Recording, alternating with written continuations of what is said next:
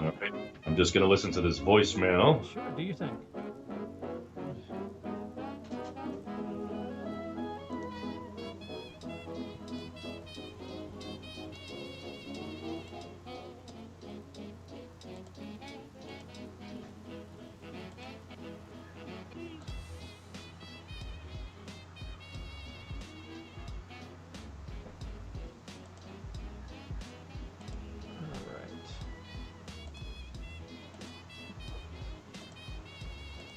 If you guys are tuning in, you're just gonna chill out for a minute, listen to some mail as we listen to some music as we get started.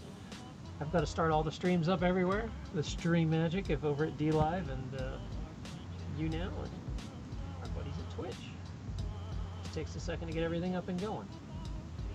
Hey, Heptronic, thank you. Net One Pearl 2, yeah. Well, that should be on by now. Hey, Biggie. Okay, I believe everything's up and running. We should be groovy. I think. Come on, DLive, catch up. Alright, so, hey Paul, thanks for coming, and Ewok, you're probably never sleeping again. How are you? I don't know why this is not going live. Oh, there we go. DLive is coming. It's just slow. All right. Sorry, Brian. I have to wait for some of these streams to come live. No problem. There we go. Now we're going. We're not even on time yet anyway, so it hasn't officially started. But you should be able to hear some old swing music if you...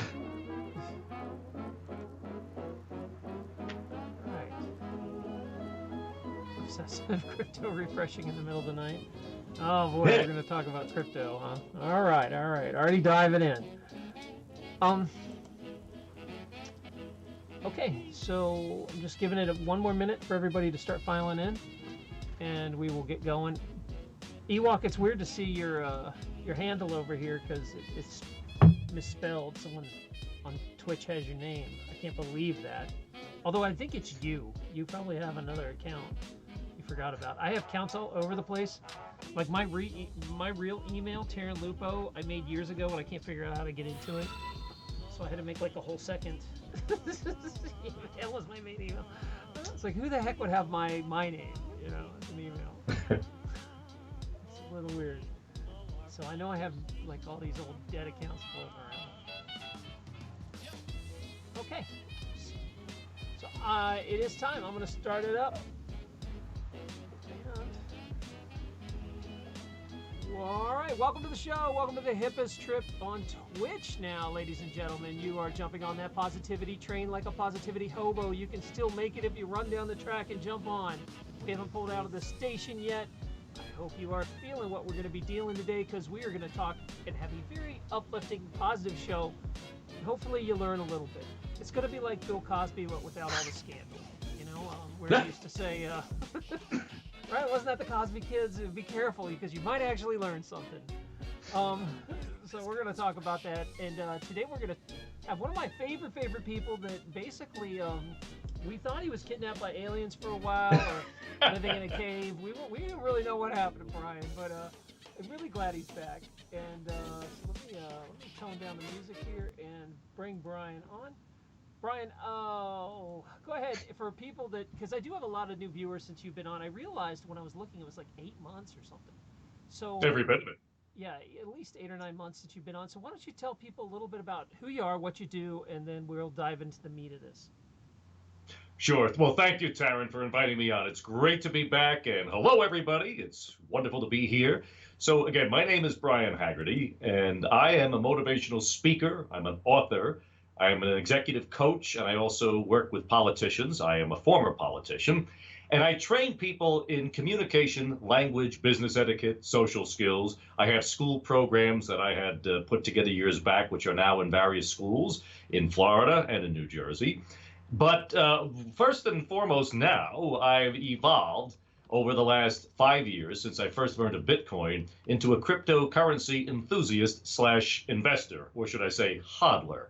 So it's begun to consume my life. And as an educator, what I wound up happening was that I found on a daily basis, I was getting phone calls and messages all of a sudden this past fall when Bitcoin was on the tip of everyone's tongue and Bitcoin was flying high. And all of a sudden, the people who never wanted to talk about Bitcoin were calling me all the time, asking me about Bitcoin. So I found that the number one issue out there with regard to Bitcoin and the cryptocurrency industry, and when I say Bitcoin, that's really what I'm referring to, is a lack of education. People do not understand it. They don't know it. They don't understand the larger picture. So as a result, what happens is that people are being scammed, people are being misled, people are buying into fear, uncertainty, and doubt, reading headlines. And the thing is, if you really did your homework and understand this industry, you wouldn't be shaken by any of these things, but instead you would recognize that all that's happening is we are moving closer and closer to a decentralized world. So it's become my new area of focus. I'm doing Bitcoin talks now called Bitcoin 101 for Beginners in my area here. I'm meeting with lots of different organizations are asking me to come in to explain Bitcoin. So that's what I've been up to, Taryn. Excellent. Thanks so much because, you know, Brian and I go way back that, like I say, about a year, way back. Yeah. And one thing I liked about Brian was that he also has focused his life on uplifting and helping people. Now, he might have started out in the politician world, but he's had quite a transformation over to this side of, I would say, you mainly focus on teaching people how to speak, how to, I like the emotional intelligence stuff you were talking about. Yes. You know, all that.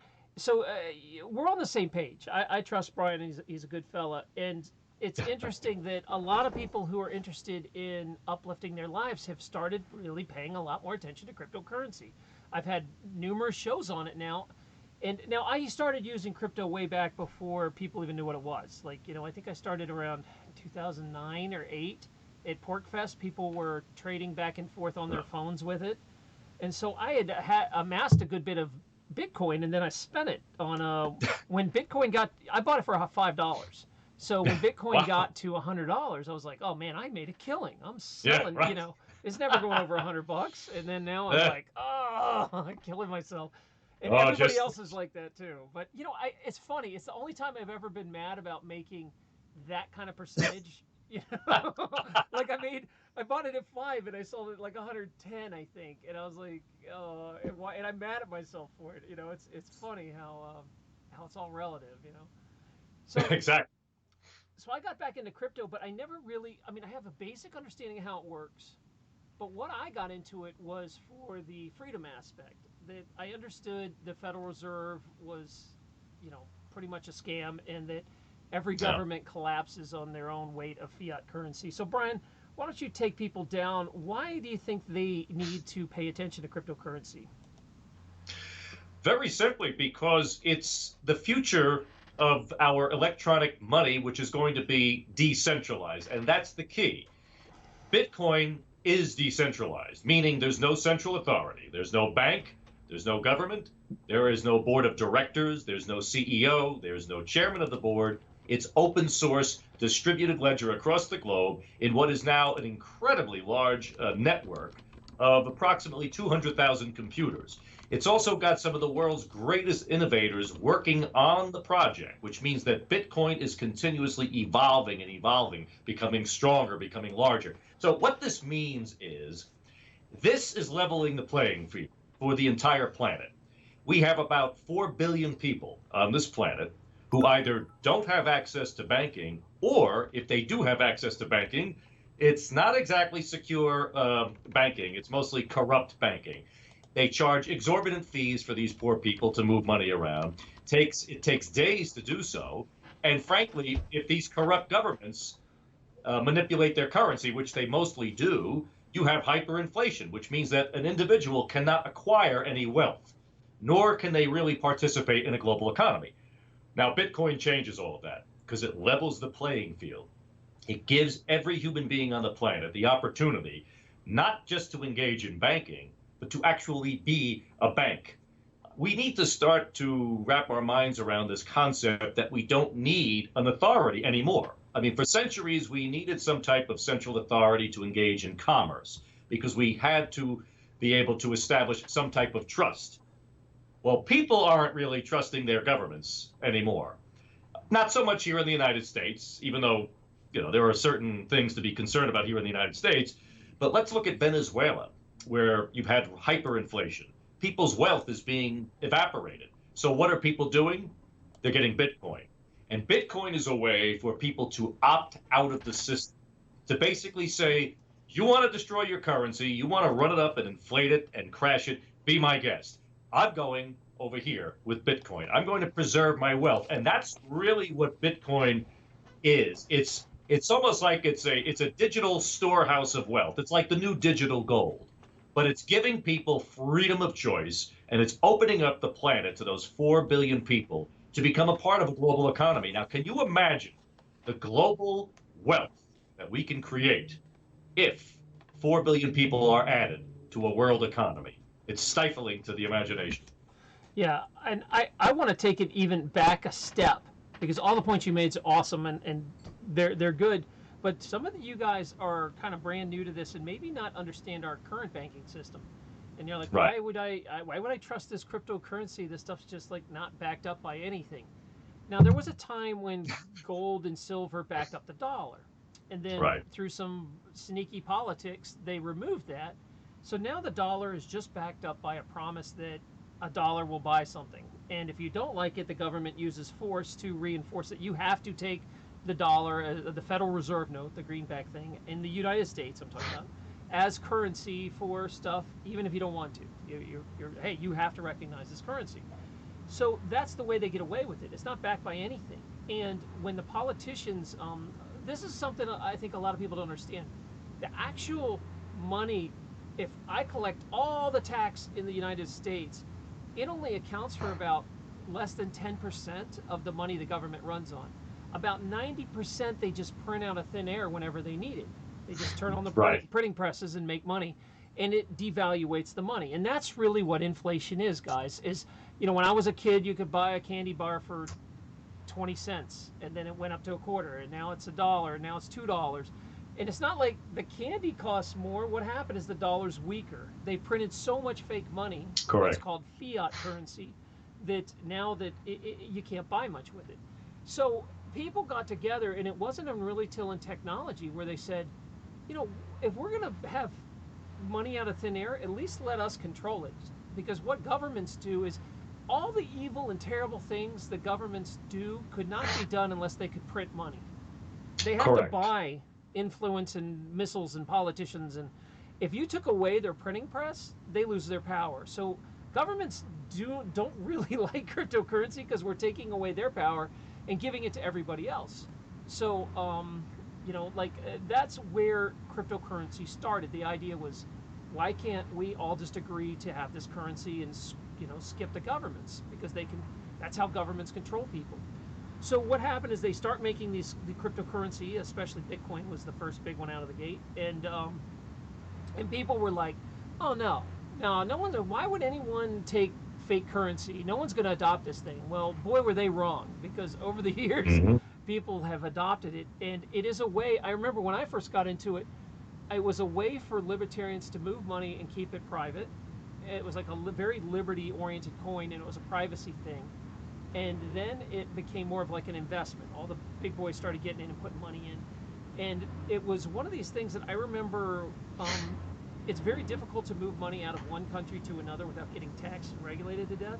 But with Bitcoin, I could liquidate my own earnings, put it in a Bitcoin account, go to England, open my Bitcoin up over there and start cashing it out. And it was a way to get around a lot of laws and rules at the beginning.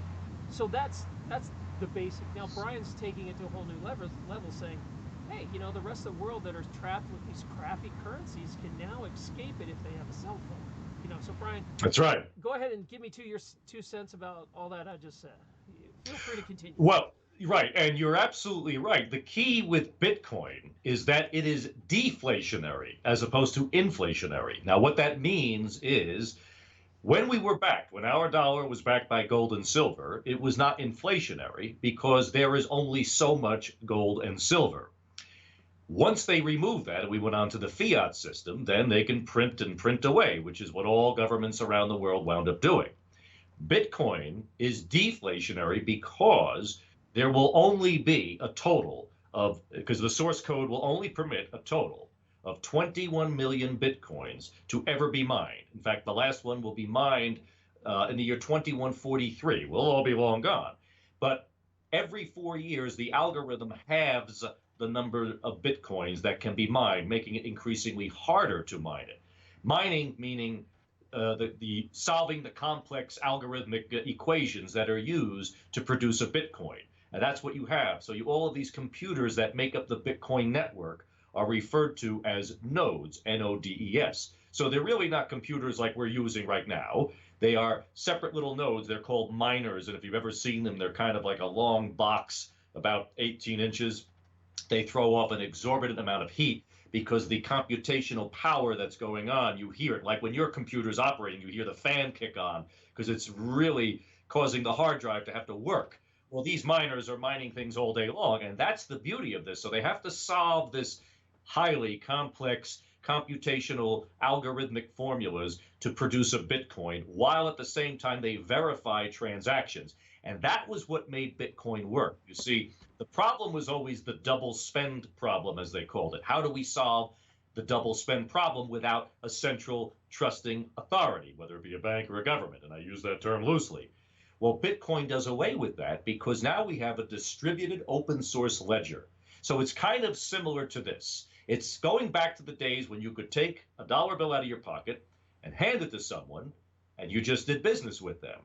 And think of the network of computers as a whole bunch of people who are standing around watching your transaction saying, yep, you just handed that person $1. We all saw it. We're all writing it down. And that appears in every ledger.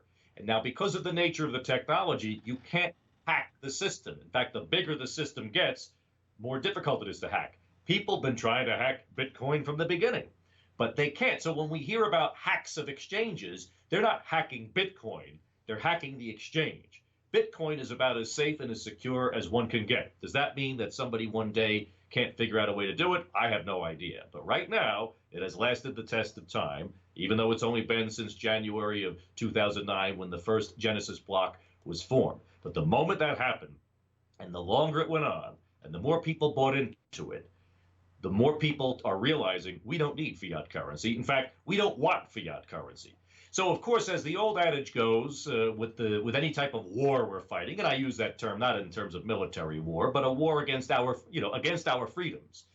As it goes, first, Freedom's Battle, the book I believe to which Gandhi was referring, said that first they ignore you, which they did in the beginning. They ignored Bitcoin. Then they laugh at you, which they did. I remember being laughed at in 2013 when I was telling people that I believed in Bitcoin. The next step is then they fight you, and that's the part we're in right now. We're in the fight process. But the last step is then you win. There's no way for them to stop Bitcoin. There's no way for them to ban Bitcoin because if any country tries to ban it, what's going to happen is all the brilliant innovators are just going to leave that country and bring that innovation to another country. And it's almost like the inevitable. They're realizing the inevitable is that Bitcoin is here to stay.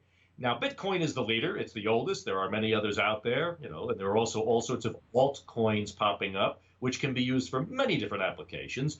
But it's going to change the future in a way that I don't think people have been able to ever conceive of because we are hardwired into believing that we need some type of central authority. And this is going to do away with all of that. Yeah, and I think that's a huge thing because now, if you guys are just coming in later in the show, we've talked about Bitcoin and how it works, but I want to reiterate something. When it started, it was just a bunch of guys like me sitting around on computers that were sharing nodes on their computers before it became like a profession to mine Bitcoins and stuff. And a lot of starting cryptocurrencies are doing that now. Like I run library node out of my computer. It's a smaller coins are still doing that. So Right. what happens though is this technology is called a blockchain technology, which means that it is a peer-to-peer technology that keeps track of everything that went down. So on my computer, I copy the blockchain. On Brian's computer, he copies the blockchain, and it keeps safety. So if somebody hacks my computer, the real record's over at Brian and 1,000 other people's. And everyone else, yeah. So if they don't match, then a hacker would have to like hack the whole world at once The to whole change world, right. the code. So it's very, very difficult. Now, at first, like you said, it was ignored. I remember when Bitcoin started, nobody even knew what it was. Politicians thought it was a real coin. They were like arresting people saying, "Give us your Bitcoin," and I remember that. And I actually had a real coin at one time where they print out the coin code on the back of the coin, the holographic coin, to try to get people to adopt this currency. Well, now cryptocurrencies are a thing. People are making a living. I know many of my friends who got wealthy that held on their Bitcoins. I'm hoping they show pity on me and give me one day. But the thing is about this is that you haven't missed the boat, because there's lots of currencies starting to arrive. Now, Bitcoin's the granddaddy, and there's, because it's older, there are more involved coins. It'd be like going to a technology 10 years ago. So Bitcoin still has a lot of holding power for sure, and it's going to grow. But there's also a lot of other currencies. If you're like, man, this is just too expensive for me to get in, there's lots of little ones too. Now, the one big thing, the reason I think Bitcoin and blockchain technology can save the world, is not only can it take away the power from the politicians and put it in our hands for money, but you can use the blockchain technology for a million other ideas. Yeah, that's right. And like, if you pose this question, well, if I were to remove chunks of government, say I wanted to remove the tax office in my town, or how would you, or real estate office or something like that, you could take the blockchain, keep track of every real estate transaction, and you could basically eliminate the whole government, title department. You could take the blockchain and put it into anything that needs large amounts of information kept track of, and you can eliminate it. So in time, this technology can be moved into other areas, massively reducing the size of government. Oh, you're absolutely right. In fact, we're in the phase we are at right now. We're in the bargaining phase. It's kind of like the acceptance of death, and this death to which I refer is central banking. Eventually, it will be central governments, but we're going to start with central banking. They're bargaining. Now, here's what's going on. We just had Davos, all the economic meetings at Davos, and Bitcoin was being attacked left and right. But this is what they say. They say, we love the blockchain, and we feel that the blockchain has a great many benefits, all of which will be explored by our companies. But we think Bitcoin is going to crash and burn. Well, the translation of that is, hey, we like the blockchain because we can create our own cryptocurrency, which means it's still centralized, B, it is still fiat in nature, and so leave the money to us, go run away with your Bitcoin, and we're going to create our own cryptocurrencies. So that's like they're in the bargaining phase, because they recognize the technology, but they poo-poo Bitcoin, which is absurd. But of course they're not going to be in favor of Bitcoin, because it's the largest threat to their institution, which is banking. Now, will we always have banks? Yes, but they're going to evolve. You're always going to have banks in terms of people lending to people, but you're not going to need the bank to deposit your paycheck. You're not going to be able to, you don't need a bank to cash a check. Now I could send money overseas just like that without a bank. And it's done, and it's secure, and it's fast and it's efficient. So why would I want to stick with the old-fashioned 3 to 5 day, charge me all sorts of fees, $35 overdraft fees, $25 monthly maintenance fees? I mean, that's how these banks are making a living these days. So it's very interesting to watch the slow death take place. And this is what people, and I've heard this argument forever, is, well, the banks run the world. There's no way they're going to allow this. The thing is, they can't stop it. There's no way to stop Bitcoin or cryptocurrency. Whatever big hurdles you put in the way and how much they try to regulate it, someone smarter than those banks is going to figure out a way to go around it, like within a day. So they're already trying to regulate cryptocurrency so they can track it for, they can stick themselves in the middle of it, like Lightning Network, or they can try to work their way in to make money, because the old-fashioned way of thinking is, I have to control economy. I have to control commerce so I can get in the middle of it and make a buck. Well, Right. that's going to go away, and they're going to go away kicking and screaming. But there's not much they can do about it because Nothing. to me, it's very much like what happened with file sharing. If you guys remember in the 1990s, you had to buy every CD and music you had. And then what happened was it got really easy to copy each other's music and file share it. So I would put my music on my computer, Brian would call into my computer, get the music, and we both have it.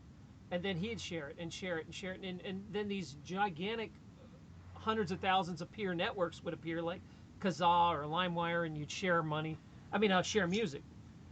And so what happened is the music industry freaks out and was like, this has to be illegal. They go after a few people and like they sue a few grandmothers to scare everybody. And, your grandson's doing this and now you're responsible. And what happened is over the generation between the 90s to 2000 to 2010, you now have a generation of people who have grown up that have never paid for music. They either copy it or they just stream it online now. And so the music industry freaked out and had to adapt because this disruptive technology just killed it. And people didn't look at it like, they were like, yeah, it's illegal, but I'm just copying songs, whatever. And so because they completely ignored the legitimacy of the law, there's nothing they could do to stop it. That's right. This is the same thing that's going to happen with cryptocurrency. People are going to be like, oh, Bitcoin's illegal. You can't do that. You're going to, you can't use your money to transfer countries without telling us, or we can't, you can't buy products on the internet that we don't agree with. They're going to try to regulate it, but it's laughable because you're going to have generations of people growing up using cryptocurrency that are just going to ignore the law and laugh at it. So that is happening as we speak, and it is the golden era right now. You're going to look back 10 years from now and be like, damn, why didn't I do something? So, well, don't forget too that they're doing the typical scare tactics that they have to protect us, because cryptocurrency could be used by terrorists and money launderers and drug dealers. And listen, you know as well as I, the percentage of the population that is criminal has always been the same since the beginning of time, and it always will be. It's about 3 to 5%.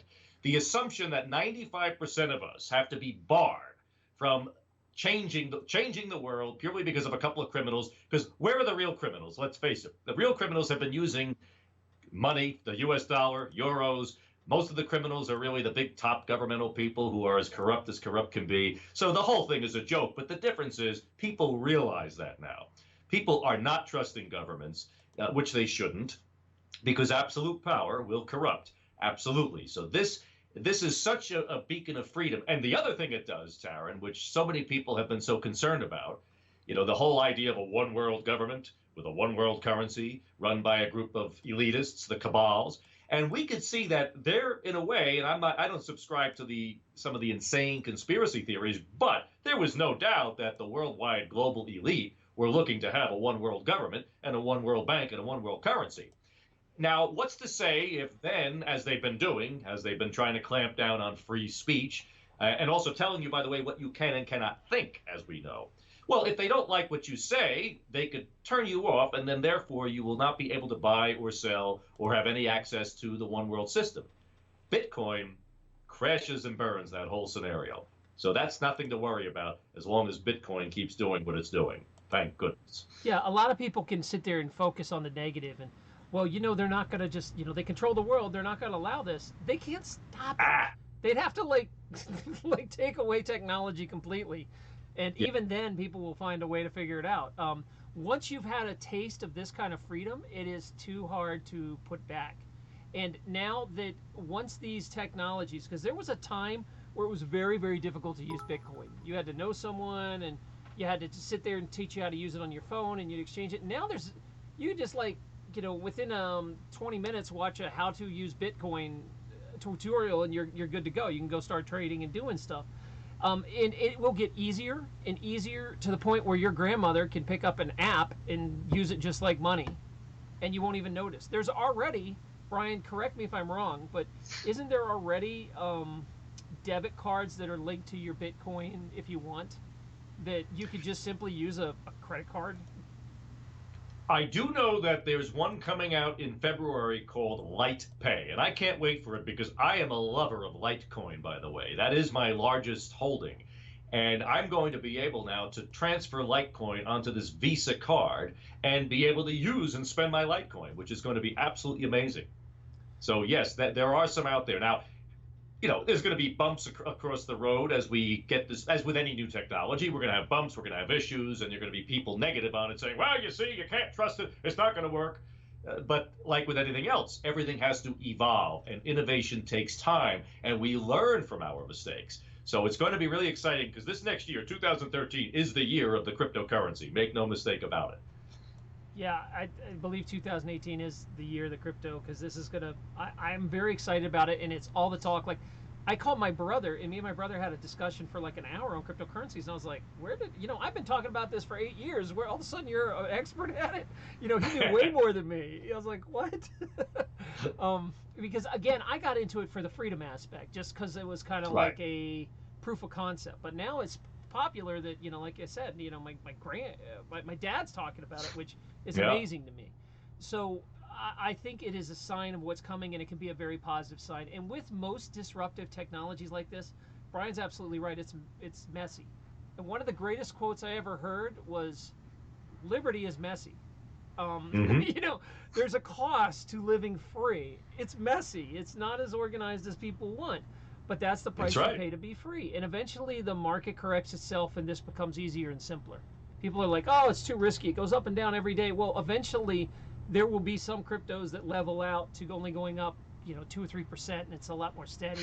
There'll be different cryptos for different people, though. You'll have ones that want wild risk, and you'll have ones that want a steady, and that will develop, I think, very quickly. Oh yeah. As a matter of fact, let me, if I can, address the volatility issue.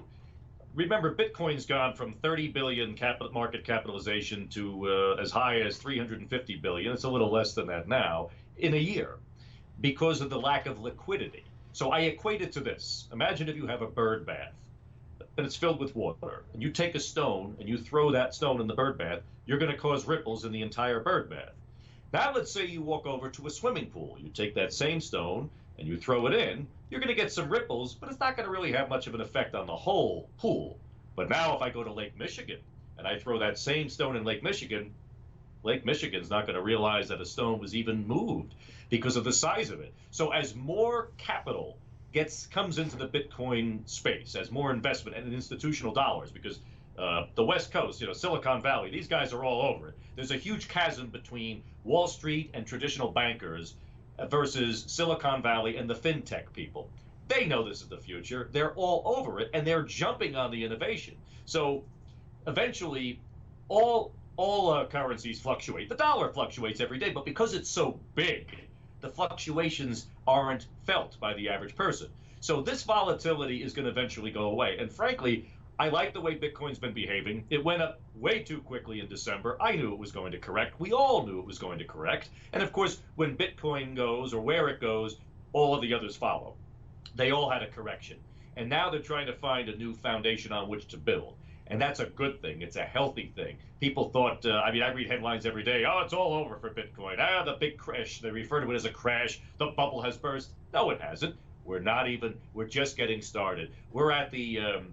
We had the innovation phase. We're just getting started with the early adopter phase in terms of the phases of technological growth and adoption. We're just at the early adopters phase. In fact, even somebody like me, I don't have the opportunity to use my Litecoin or my cryptocurrencies as often as I'd like to because it's very limited in usage and application right now. But it's changing by the day. More and more national companies are beginning to accept other forms of crypto payment, meaning Litecoin, because actually Litecoin is great for small payments. It's fast, it's simple, and Charlie Lee, the creator of Litecoin, created it and modeled it after the source code of Bitcoin. So basically, Litecoin becomes like the proving ground to test new applications before it gets absorbed into Bitcoin. And his vision for Litecoin is that it would be the silver to Bitcoin's gold. It's open sourced.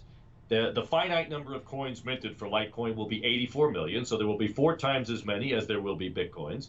And right now you can use it quickly and efficiently and cheap, and it's marvelous. And once the atomic swaps and the Lightning Network are in full force, it's going to be unstoppable. Yeah, I'm I've never actually held Litecoin, but I had some friends mine it about 5 years ago that are probably sitting pretty now. I wish I had gotten some. But it's great for small transactions. Which if you guys that don't know, that don't have any currency and you're brand new and you don't know what the hell we're talking about, there are different kinds of currency, and some are very expensive to use. Bitcoin, I think the last transaction I did was a $41 fee just to move money, where Litecoin's probably what, like 10 cents, 5 cents Yeah, to move money. yeah, It's so, and it's fast. and it's fast. Yeah, Bitcoin's slower than hell. So there will be new technologies and new coins, and that's part of the fun is trying to find what's going to be the next Bitcoin, and and there is a lot of speculation. There's people losing a lot of money, and there's people gaining a lot of money. It's a great rush right now to figure it out, and there's coins coming out every other day practically. I would say Well, if that's a good point. yeah, go ahead, Brian. Sorry. I was going to say, you brought up a very good point about people losing money and people making money. That's one of the reasons why I jumped into Bitcoin education, because I recognize that it's becoming the Wild West out there in the crypto world with all of these ICOs, which stands for initial coin offering. Similar to initial, like when a stock would come out, you have an IPO. Now you have an initial coin offering.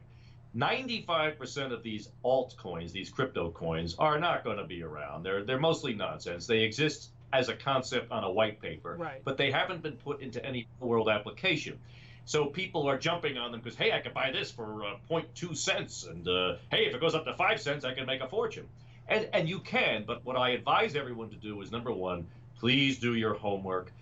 Please read thoroughly through a white paper. Do your research. Don't. There will be many altcoins that have tremendous applications for the future and will be around and will do society a great deal of good. When it comes to Bitcoin or Litecoin or any of the other core coins like Ethereum, which is smart contracts, my advice to most people is, number one, get to know what you're investing in, and number two, buy it, hold. We're just at the beginning. Bitcoin, some people say it could be infinitely, at one point 100,000, then $1 million, and that's because of the deflationary aspect of it. Litecoin could trail behind. Litecoin could be worth 100,000, 250,000 10 years from now. I don't know what it's going to be, and I make no prediction, nor do I offer advice. What I do say is, for anybody, for the average person who wants to get involved, you could easily just pick some coins up and just sit on them. You're going to do just fine if you sit and you hold And as an investment. let me throw this advice out there too. You guys are sitting here and you're probably like, man, I'm broker and broke. I can't even afford to buy any coins at all. You know what? There's a bunch of coins that are having things called airdrops, or they give you coins as reward in places.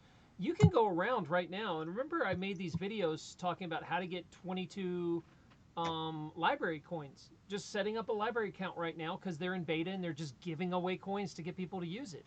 There's a lot of things. They're called airdrops. You can go on like Twitter and sign up for, follow some people that talk about airdrops, and it is time based. So they'll make you jump through some hoops and try some stuff, but you can get a bunch of coins for free if you got time on your hands. So this isn't limited to people that just have lots and lots of money. You can get started with anything. Just like the library coin that I'm talking about. They give you 22, but I think a week or two ago, it busted $1.20. So that's like 35 bucks or something just for being there. That's worth getting.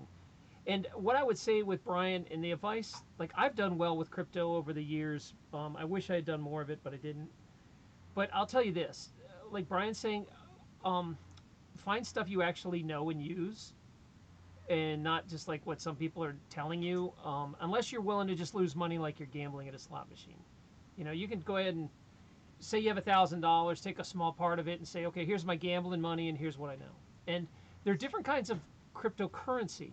Understand that most currency out there is just like Brian's talking about. It's just currency on paper that doesn't have a function besides being a currency.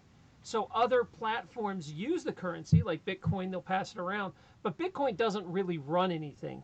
Where there are other currencies, like I keep going back to like Library or Flixo, I think is coming up, where these currencies actually run a network and they have a purpose besides making money. And those things I think are more stable. When you say, Brian, like the currencies that aren't just currencies to try to make a quick buck in a white paper.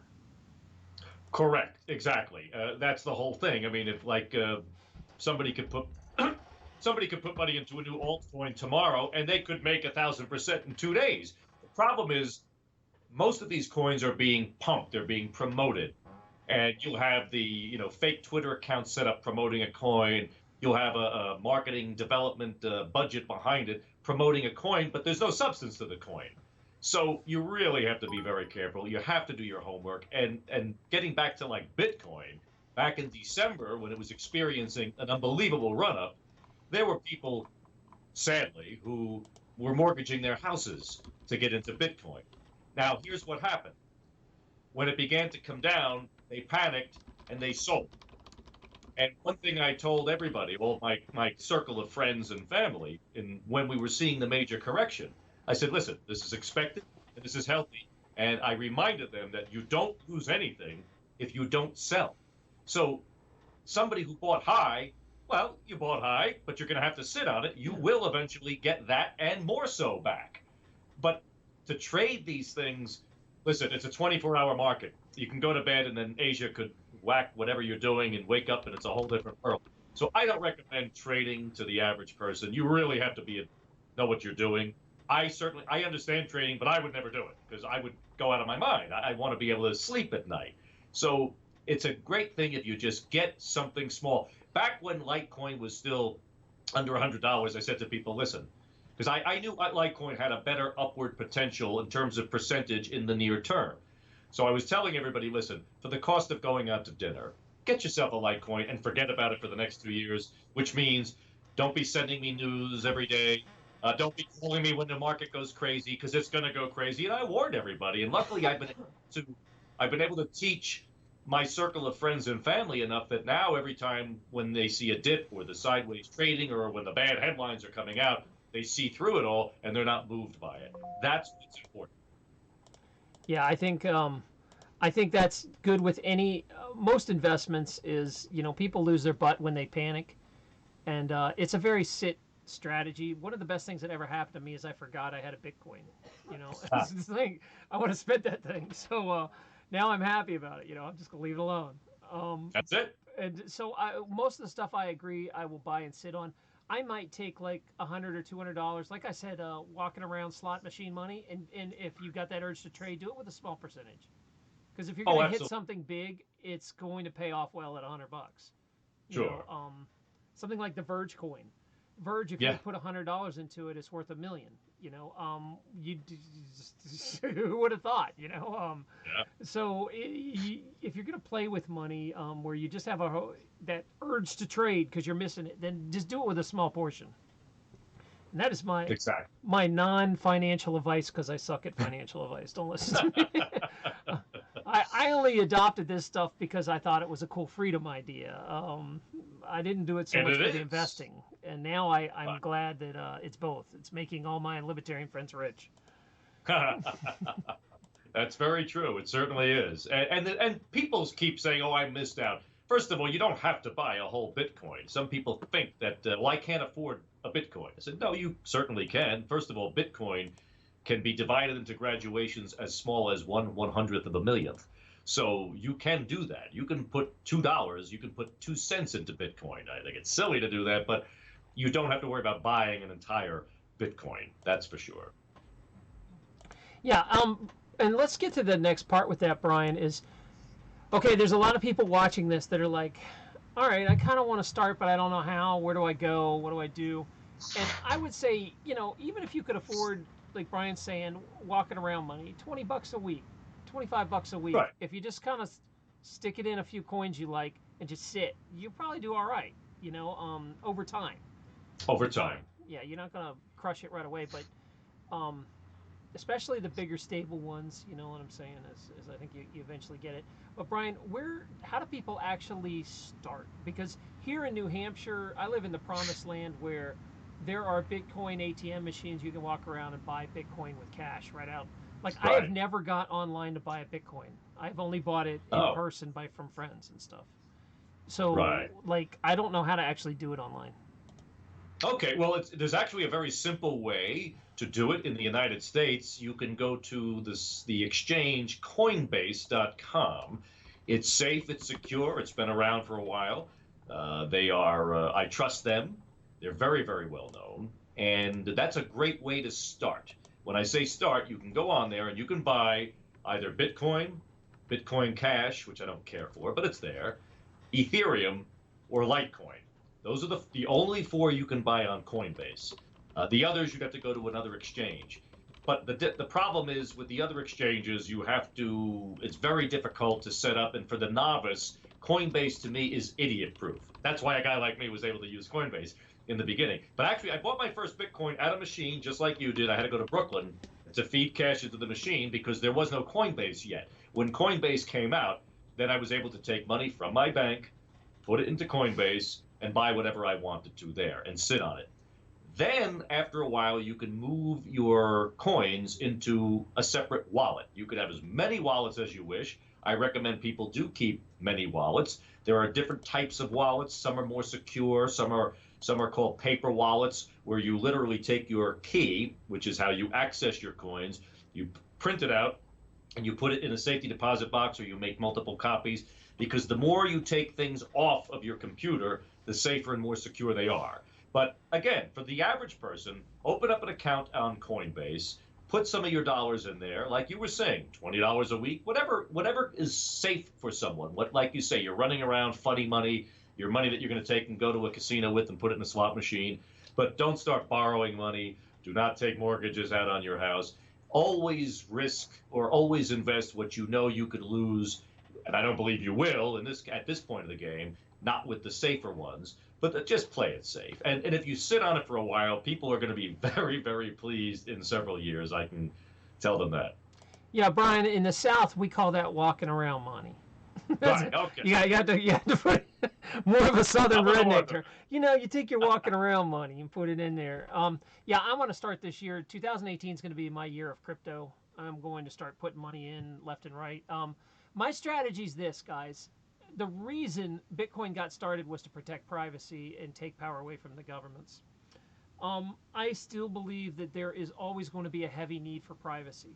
So there's only about 3 or 4 privacy coins that are worth a damn out there. I'll probably invest in all of them, and one of them will take off. The Moneros or whatever. Right. There's always going to be a need of people. I don't think that's ever going to go away. So my strategy is I'm going to invest in Liberty coins. Stuff that appeals to you. Sure. Yeah, and just kind of spread it out, and one of them will hit because there's such a need for private transactions still on the net that someone's got to step up. I mean, to me, that's about as foolproof as I can get. That's the point of these coins originally. Now everybody else has stepped in and made money, so they want to regulate it and do it like a banking, like they know. They're like, well, we know banking and we know investing, and we want it to look like that and act like that. And I still think there's a need for a dark coin or a dark privacy wallet. I don't know, Brian, what do you think about that? Oh, I agree. That's why I think people should buy the coin that resonates with their core of who they are. Like you mentioned, Monero is probably the most well-known privacy coin. And it's great. Now, the thing about anonymity with Bitcoin is most people say it's anonymous. It really isn't. However, because of the fact that the general ledger, every transaction is listed for the world to see, but your name is not associated with it. So that's where the anonymity comes into play. So you and I could exchange and do business together. Everybody on the network will be able to verify our transactions, but they're not going to know it's Brian Haggerty doing business with Taryn Lupo unless we tell them. Right. We could, and in some cases people do, but you don't have to. Especially on purpose too, like in person. Again, I live in a liberty community. The New Hampshire's very liberty oriented. It's kind of the hub. Oh yes, it is. So like they actually, I was using Bitcoin 6 years ago to buy sandwiches. You go to the shops and buy it, and now I think is probably a lot of people would. I can't tell you how many Bitcoins I spent at $5 on damn gyros. They're $18,000 gyros now. It's like, oh, no.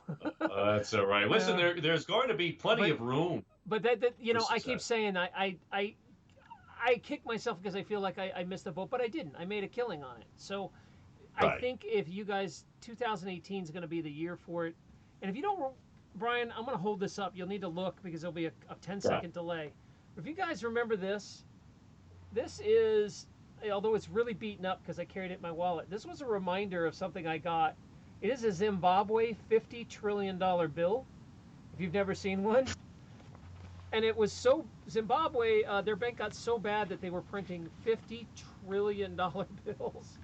And people were just using this as fire money at one point. They were just burning it because it was cheaper to buy than firewood. That is the banking system. That is a reminder of every government will eventually go that direction. You see, the way all governments work and the way all banking works is they make their money on printing money out of thin air. So it's called fiat currency. And remember what I told you, that all the taxes they collect is like less than 10% of the money it takes to run the country. Like 90% of it they just print out of thin air. So what happens is that currency eventually gets so hyperinflated that it blows the country up and collapses, and the country then steps in with a new currency that'll rescue you, the Amero or whatever. This will wipe all the debt, and this one will save us. This is going to be different, and they just repeat the cycle over and over. And this is the same with government. There's no government that's lasted more than a few hundred years. They all grow and grow and grow until they get so big they collapse, and then we start over with either a violent revolution or a peaceful one or whatever. It reforms, and then they try to sell it again as this one will save you. It's the Charlie Brown with the football. This time it'll be different, Charlie. You'll really get to kick it, where the whole concept is broken. And cryptocurrencies can change the future, because by not allowing people to use it for, not allowing politicians to hijack it and print money at will, is going to change things, because the politicians aren't going to have the money to do all the terrible things they normally do with it. If that makes sense. Like, it's very hard to go to war when you can't print money. So, that's true. Yeah, Brian, go ahead and jump back in. I didn't know if you saw the bill I held up. I don't know if you saw the 50 trillion, or did you? No, I didn't see it. You didn't see feel it. Like the delay seems to be very, very long. Oh, your delay's long. There it is again. I'm going to hold it up, but it'll come up in like 10 seconds. Sorry about that. I don't know why your delay's so long on your end. Yeah, it's delayed. It's all right. Well, you'll see it eventually. I'll see it eventually. It's showing up right now on my end, but okay. The 50 trillion bill. It's got me talking from a few minutes ago on my. Wow. Yeah. Your internet's.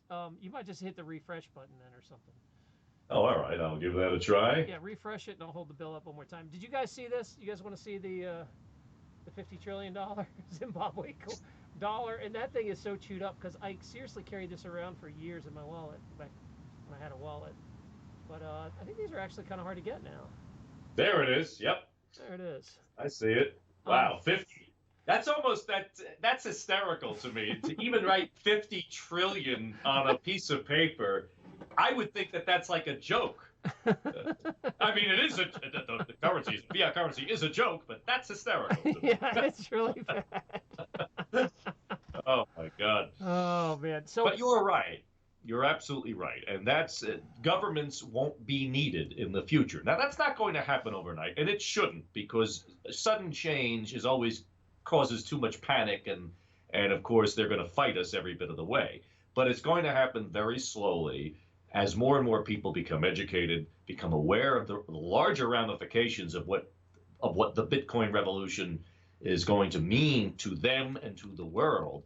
And eventually people will realize, well, wait a minute, I don't need a bank.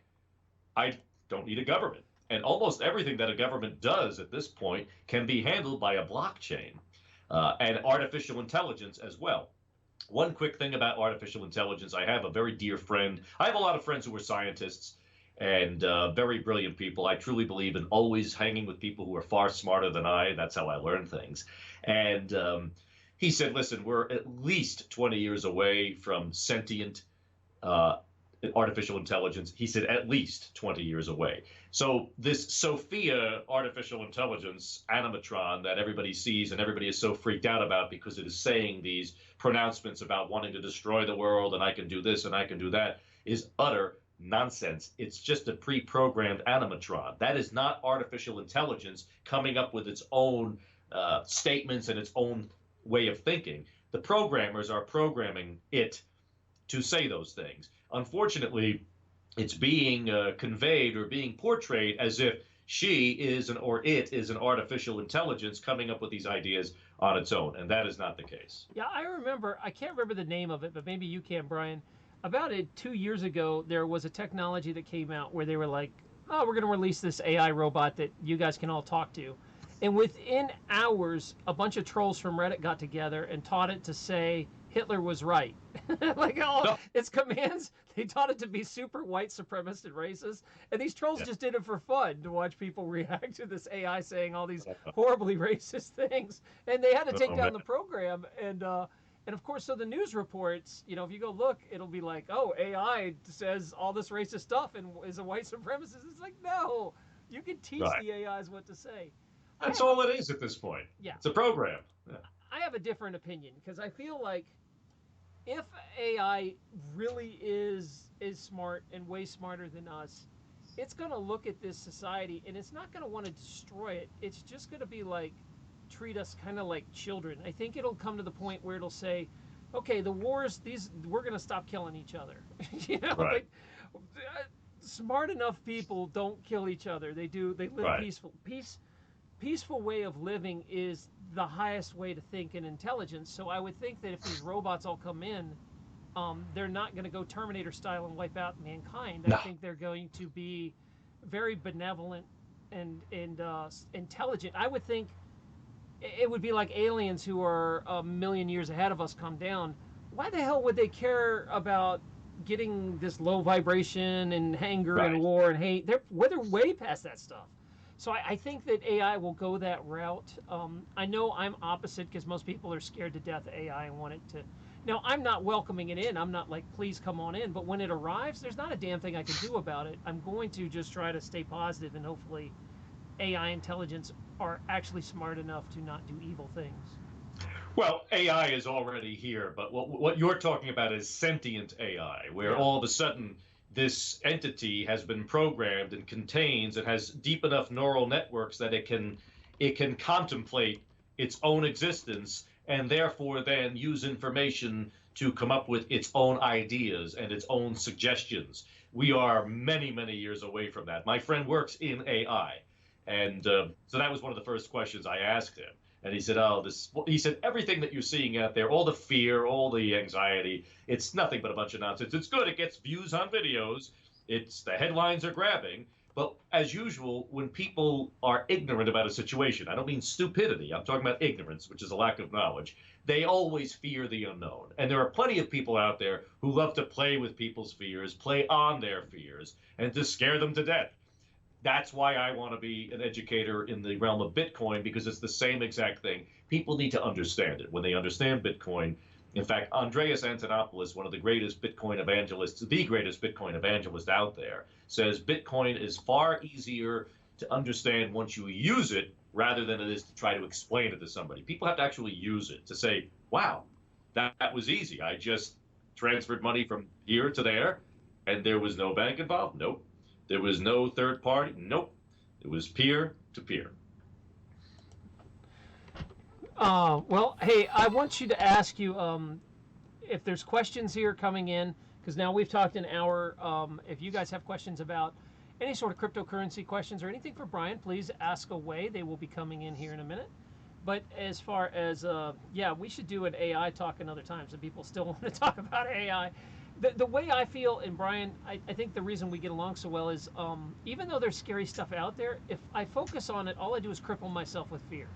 Like if I just worry about AI is going to kill us and make us enslave us, even if that happens, I'm not going to focus on it because I'd rather live my life and live like a rock star now and worry about, that down the future instead of just being paranoid. I mean, I would like to always try to find the positive side of, and I think it's important as a mass group of us to put that positive energy out there, because you do kind of create your own reality. And if we think it's not going to be a big deal, it's going to be positive. Cryptocurrency is good. It's not evil. Less government is good. It's not evil. These fundamentals of that will definitely be the starting point in what we need to push out into the world, because there are people now who have little kids, the generation next, that are going to hear this message. They're going to grow up. We're not far away from some kids growing up and not even knowing what the heck the greenback is, being like, Right. oh yeah, that's cash money. I've never even seen cash money. You know, they're Yeah. going to grow up in a culture 20 years from now, mark my words, it's going to be like money's going to be this weird thing to the young generation. They'll barely have ever touched it, or they won't even own it. It'll all be digital for them. So, if you have any questions, go ahead and ask. And Brian, if you want to keep going on this topic, go ahead. Sure. Let's see. I'm trying to. If people are wondering why, if you see me looking sideways, it's because I have my other computer here where I could actually see the comment section. And I'm trying to see the one farthest to the right, since I'm new to Twitch. Is that the chat, or is it the one to the right of the window itself? If you're actually watching, I don't know if you're seeing the one next to us on the screen, which actually is on the screen, is like a couple seconds behind. And what that is when you record this, Brian, unless people are live, they cannot see the chat. So what I do is I put it on the screen so when people watch the reruns, they can see the chat. Makes sense, right? Okay, so right, because the people need to see that to know what you were talking about. The ones that are live are the ones actually on the Twitch software you're seeing to the far right. So the far right, okay. I'm trying to see here if there's any questions popping up.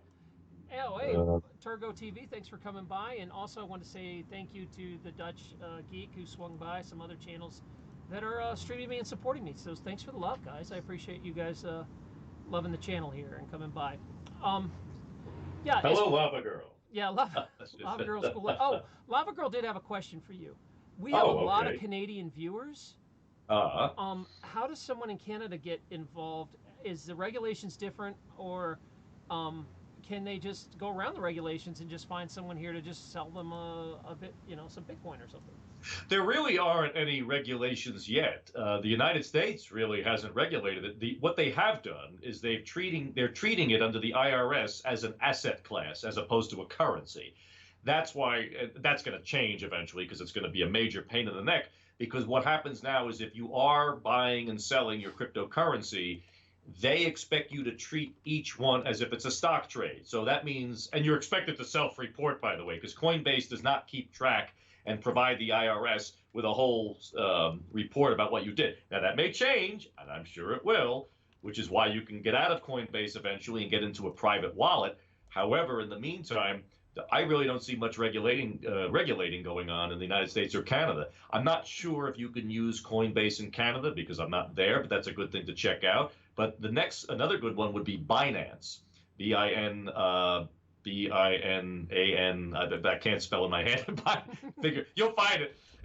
But what you have to do with Binance is, again, you have to show your license. You have to prove your identity, which is fine. I have no problem with that, because that's how they're trying to, in a way, keep it from being abused. But once you get the cryptocurrencies, what you do with them, no one's going to know. That's no one's business. That's why I like it so much. Now, the average person, again, is not going to be using it for crime. I'm not getting cryptocurrency so I can engage in some type of illicit activity. I'm getting it because it's a way of life. It's freedom. And that's why I always get annoyed when they try to bring up the whole criminal aspect of it, because that's just going to be, there's always going to be a criminal element to society. And we should never be barred or punished for that. So in Canada, if you can't use Coinbase, try Binance. Yeah, and also I want to say, even if you can always find people like me that are doing crypto, that you just have to set up an app and, transfer me some PayPal or money, and I'll send it to you or whatever. You can use your friends too if you're worried about going through stuff. That is another option, but I'm sure Canada, they have the same. I don't know if they lock some of these companies out from working up there, like Coinbase or whatever. But there's tons of ways around it. Absolutely. It's I mean, it's complicated if you're someone who's new to this and you barely understand it, especially the first time you see a Litecoin or a Bitcoin or an Ethereum address, this long string of random numbers. It could be very intimidating, but just imagine that as it being your email address. So if I want to send you an email, I just need your email address. I click send, and you get it nearly instantly. Whereas the same thing goes with Bitcoin, Litecoin, Ethereum. If I want to send you Litecoin, because Bitcoin does take a little while because it's so big and it's being overloaded now. But Litecoin, I can just take your Litecoin address, send you Litecoin, and you will get it just as if you're getting an email. So you have to kind of equate it with that. Yeah, I think especially what helped me is if there's so much good software now that you can you could just go on to Twitch or YouTube or something and just type in, how do I do my first, and only send like $5. Send like $5 to make sure all the addresses work, and then it's pretty easy. More like 25 cents actually. 'Cause that's exactly what I did the first time. I was about to send a large sum of money. I'm like, oh God, let me see if this works. So I sent like 50 cents, and it worked. And then I sent $1. And then I started to slowly work my way up till I had the confidence in realizing, yeah, this works. It's safe. It's okay. But you do have to pay attention. Now, mind you, in the future, as we build layers and layers upon this underlying source code technology, most of that will be done under the hood. You won't see it, like the internet today. Remember years ago, you had to type everything out, HTTPS or : / You won't have to do any of that. And by the way, really, Bitcoin is the internet of money. And most people don't even realize that the internet is decentralized. Nobody owns it. It's there. And the World Wide Web, people think, is the internet. But the World Wide Web was merely just an application, a layer that uses the internet. And just like Google is, just as Facebook and Twitter are, they all use the internet, and the internet is decentralized, just like Bitcoin. So we've already been doing it, but we haven't applied it in our mind toward money. Yeah, and you guys know that watch the show that I promote decentralized social networks. I'm tired of YouTube censoring my stuff, and I'm tired of being slapped around by the larger companies. Even on Twitch, eventually I'll probably move all the way over to Library or DLive or Steam It or something. And all these places have their own cryptocurrency already built in. So by me putting up stories, I'm earning money. It just makes it simpler. There's just such a better way to do it when you take out the middleman. Eventually, the future will be me being able to interact with you without having to go through a middleman taking a slice, and that's where I think we're going. Oh, you're absolutely right. As a matter of fact, the censorship of YouTube and Twitter, especially, is abhorrent to me. I mean, you would have thought these things started out as a bastion of freedom of expression, freedom of ideas, but it's anything of the sort. Because again, government got its dips into these people, right. Which is why I don't, Zuckerberg, I don't trust him as far as I could throw Chris Christie. I just think that, and who was my governor, by the way, I could say that.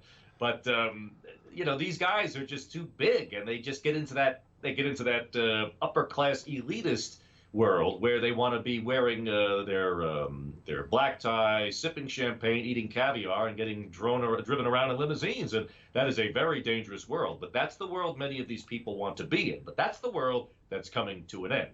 And by the way, I have no problem with limousines and caviar and champagne. I'm just using that as an example of this is what happens with these people. They become elitists, and they are completely out of touch with the rest of humanity.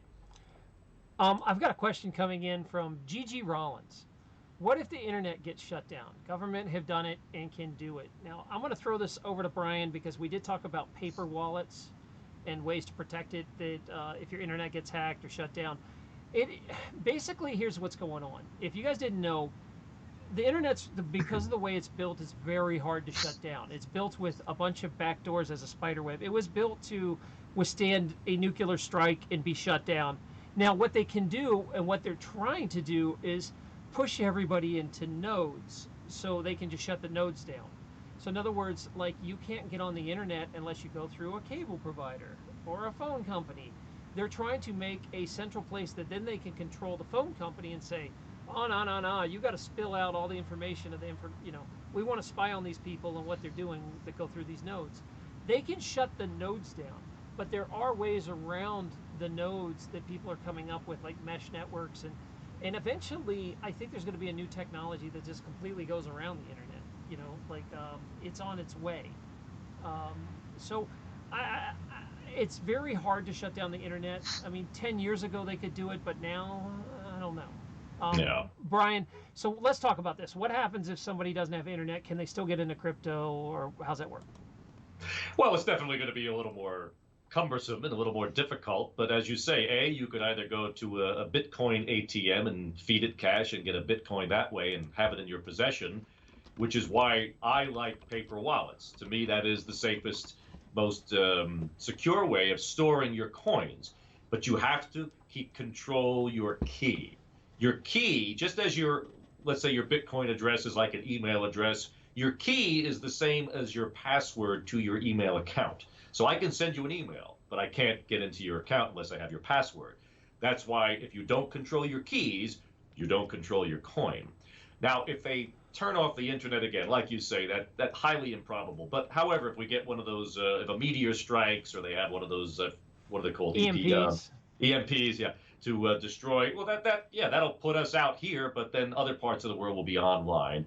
And by the way, most people need to realize that our currency right now, the dollar, is digital anyway. So unless you had paper dollars in your pocket, you'd be cut off from that too. You wouldn't be able to do online banking. You wouldn't have your app. You would have no access to it. So it really is the same thing. We're in a digital world. That's so an excellent point, because it's one of the funniest things to me, Brian, is when people get all upset. Like, they'll be like, "Why would you use cryptocurrency? It's all fake money. There's nothing backing it." And it's like, compared to what? What are you using right now in your wallet? What's backing our money?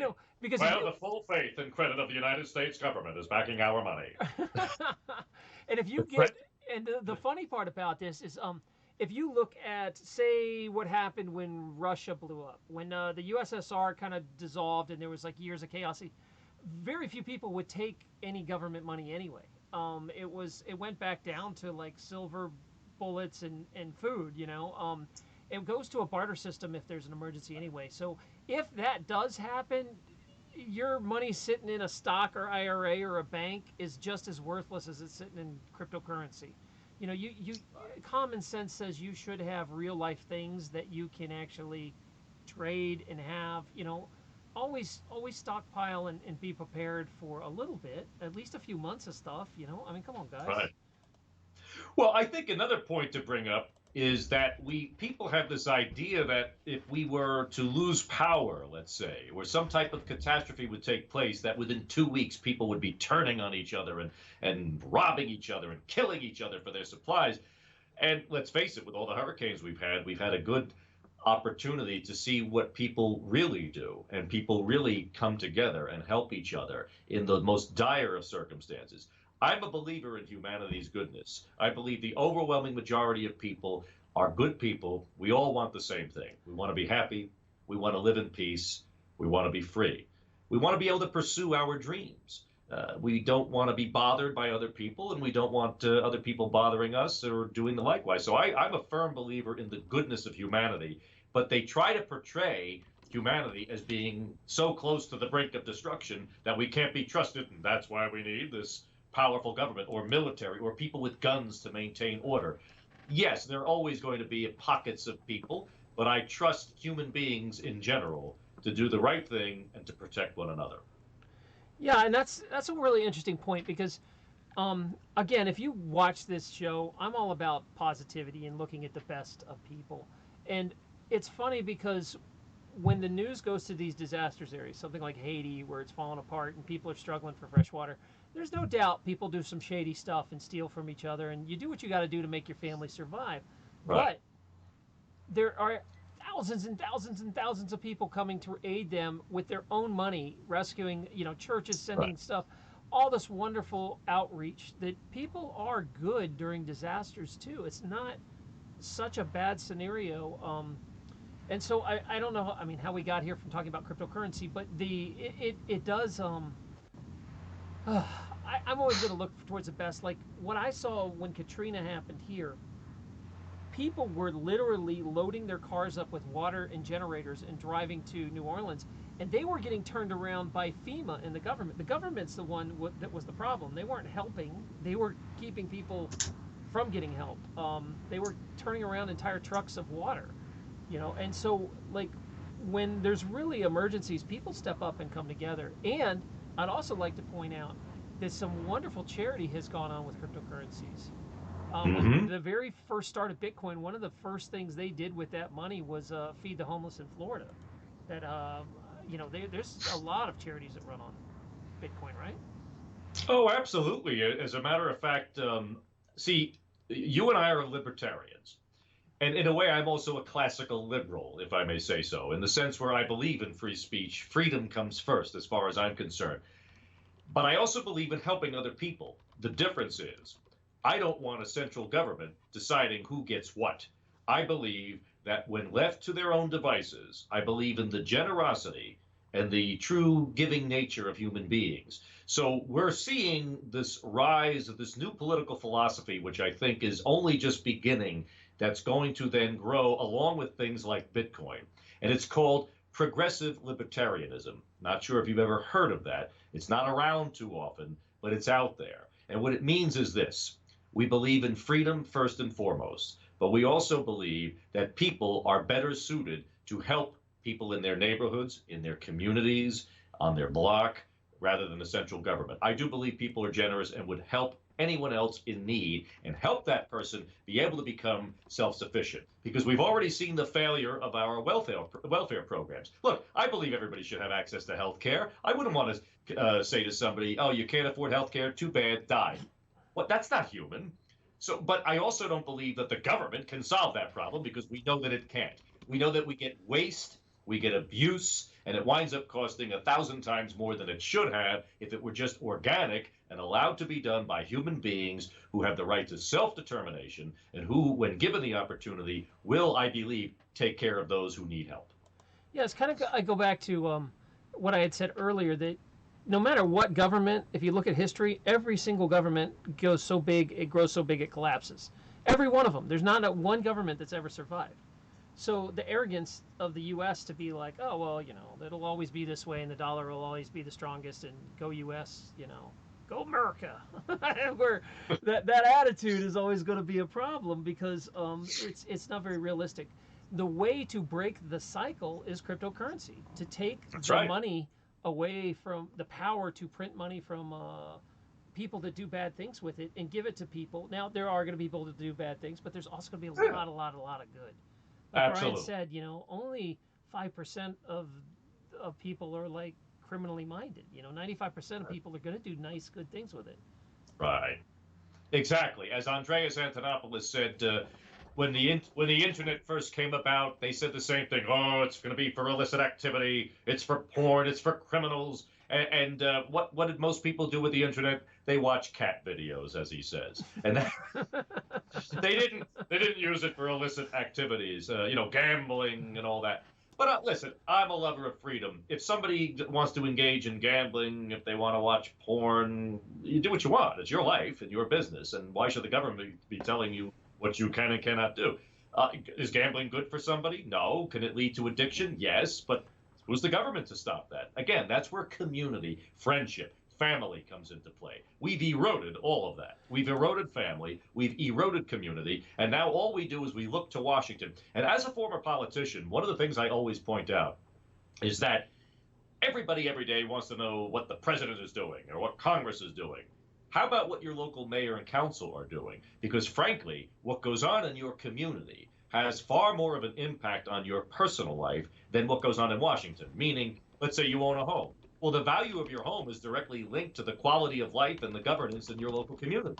Keeping your streets clean, safety, public safety, emergency services, garbage pickup, sewer, water infrastructure, all of those things impact you far more. Your property taxes, of course. Your property taxes are one of the biggest things that you pay in terms of having a home. So we're so trained into looking at what goes on in Washington when, frankly, what goes on in your own neighborhood. See, in the Great Depression of the 1930s, and my family's lived in this community since 1885. I've served, my father has served, my sister-in-law now serves. During the Depression, everybody took care of each other. Lyndhurst had, that's the town in which I live, we had a community farm back then called a relief farm. It's since been developed with houses. But in those days, it was acres and acres of people growing vegetables and fruits and trees, and everybody and anybody could walk in and take whatever they needed for their families. And everybody also contributed to taking care of the garden. That's why I'm saying when times get rough and tough, people should be in charge of their own destinies, and people will help each other. Yeah, one of the things I have faith in is that we're going to find there's a big resurgence in the old ways. And what I mean by that was My grandfather's time, they knew how to grow their own food. They knew how to take care of themselves. They could make their own clothes. They could be independent. Where just a few generations later, my generation, we can't do any of that stuff. That's for sure. And the generations now are even worse. So there is a resurgence of, part of my channel spends a lot of time teaching you how to grow food. Like, here's the basics. Right. Here's how to have a little garden. Here's how to do stuff. And these skills that seemed so normal back then have been bred out of people. That and it's also the attitude. And I sound like an archaic old man because I'm always telling people, stop going to the government to solve your problems. You got a problem with your noisy neighbor? Go talk to your neighbor first. No, that's Right. uncomfortable. I'm just going to call the cops. I'm Right. an introvert. I'm not going next door and knocking on that dude's door. It's like, no, you go be a good neighbor and stop turning to the government, because we are trained to turn to the government for every single problem, where just generations ago, they worked it out. And there wasn't things like welfare. There wasn't things like what happened was charities took care of that, and fraternal groups, Right. and churches, and Right. it's not like these people starved to death. They just got it from boy, I'm really on a soapbox here. When the Oh, taxes go were ahead. so much less back in the day that people actually kept what they made, most of Right. it. Where now taxes are 50, 60%, so Oh, you just yeah. can't keep what you make anymore, and the government has to take care of it and decide where it goes. Where back in the day, I got to keep almost my whole paycheck, and I decided where it goes. I gave it to my local church. I fed my neighbor. I threw him some money, and that's just been bred out. But I'm seeing it starting to come back. I'm hmm seeing, and I think cryptocurrency is going to be a huge enabler, because there's a lot of charities out there using crypto. Oh, absolutely. I mean, it's really, you could just feel the freedom, can't you? It's so marvelous. You could taste it. And I believe in the future. I think that this is the answer, as I said earlier, the fears, this assuage everyone's fears of a one world government with a one world dictator and a one world currency. It's not happening, folks. We're going to have a wonderful future of freedom, and Bitcoin is what started it all. It wouldn't be possible without a Bitcoin Yeah. or something similar. I agree, and it's really going to be an exciting few years to watch that evolve and watch them lose power, and you gain more power, the people, and it. Again, Right. the one thing that makes all the evil happen in the world is the ability to print money. You take that away, and it's really hard to run a war. You can't buy $1 trillion bombs when you can't print up fake money. So And we don't even right, and we have no vote over printing money. We have no, no say over the printing of money. So now all of a sudden, cryptocurrency, Bitcoin, gives you that ability. I've been saying for the longest time that Bitcoin is the global democratization of money, and that every time somebody gets a Bitcoin or one of the cryptocurrencies, it's a vote against fiat currency. And it's just a matter of time. But right now, it's a small percentage of the population, but with education, with time, and with innovation, you're going to have that tipping point where at some point in time, more people will have cryptocurrency than will have fiat. And that will just slowly but surely mean the end of fiat currency and banking as we know it. Because think about the fact that, let's say a group of us get together, and while these billions of people on the planet now, who just using a simple cell phone connected to satellite can use Bitcoin. So imagine if we find different villages in these third world countries where they have no sewer or water, they have no educational system or healthcare system. Well, a group of us can get together, we can pool our Bitcoin or whatever cryptocurrency we're using, and we can, bam, send it right over there. We can become a bank without charging ridiculously usurious percentages, whether we want to do it or not. Again, that's up to the people. But think of the competition and the innovation that breeds when you allow people to make their own decisions. Because right now, if you and I wanted to start a bank, do you realize the regulatory framework and the paperwork and the laws and what we have to do just to begin to have our own bank? Bitcoin means we can do whatever we want to do to help people. That's what they're afraid of. yeah, and that's one of the major fears with government, is that they depend on legitimacy and the belief that they're necessary. And when I can pick up a phone and I can do it lightning fast, send help without some third party getting in the way, taking a big cut, regulating it, Right. telling me what I can and can't do, when I can simply go around them, you're going to realize there's going to be a generation of kids coming up that are like, what the hell's the government for? Why are these people Right. trying to get in the middle of everything? Yeah. We can solve it, Exactly. no problem. And so it's going to change the absolute mindset by the genie's out of the bottle. They can't put this back. There's too Oh, many you're people that absolutely have right. it's like trying to take away the internet now. There's too many people that have tasted free information. You can't Yeah. take it back without just really, really smart people figuring out a way around your regulations. That's what I count on. I have faith in hackers. Oh, I agree with you. And I also, listen, government was necessary at a certain time, but it's outliving or has outlived its usefulness. And like you say, the younger generations are going to say one day, what's with the government? Why do we need this? We're all operating on a currency. We're all doing our own thing with smart contracts, which are able to be programmed to execute themselves. So you won't need lawyers or central authorities either to monitor contract, to do business. Artificial intelligence will be able to use Bitcoin. So let's say you have a self-driving car run by artificial intelligence. Well, now literally a machine can be in business, start its own business, and use Bitcoin to operate. It's absolutely amazing what the future will reveal. And it's sooner rather than later. I think that 10 years from now, we're not going to recognize the world. Yeah, there's a lot of technologies coming, and I think people don't realize on what a huge precipice we are on right now.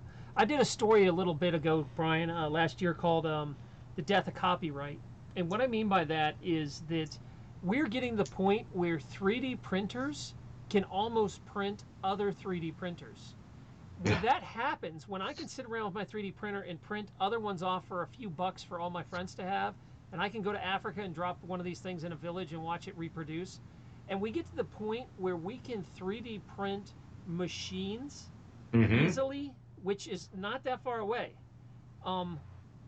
it is going to drastically change this consumer economy. It's going to get to a point where I can be like, well, why should I buy the iPhone 15 when I can print it for $5 at my house? And by the way, some kid has hacked this version, and I've got a better iPhone than the one Apple offers. Like, you're going to be able to print electronics and technology and body parts and food and whatever the hell you want. You're going to have your own Star Trek replicator, and that is like not even 10 years away from happening. I mean, it's going to massively turn the world upside down when you can print things for pennies that cost thousands of dollars. Oh, absolutely. It's really mind-boggling, and most people they can't wrap their mind around Bitcoin, let alone the future of what it's going to bring. But they will, and it's a slow process. And I think the most important thing all of us can do is to contribute to the education of the people we know. Talk to our families, our friends, our neighbors. Be a consumer of information, study, be educated, and be able to be someone who can explain these things to the people around us, to help them open their eyes and accept this new future that's coming, because it's a wonderful future, and it's going to be beautiful for every human being on the planet. Right. And the people in control are going to roll out all the negative stories they can find against it. Oh, you know what? This drug dealer printed out LSD in his own guns, and he's starting a war.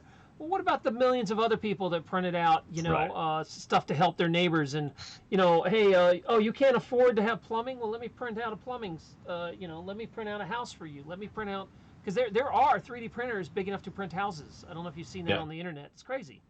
Like, a couple $1,000s, you got yourself a printed house in a day compared to a month. Right. So it's mind-boggling what the future is going to look like. Within 10 years, you're not even going to know what the heck happened. You're absolutely right. And as you were saying with the printers, that's a great way that we can help develop the third world country. And when I say develop it, I don't mean we're trying to turn them into Western societies. We're trying to give them the basic human needs that human beings need to survive: education, infrastructure, clean water, healthcare.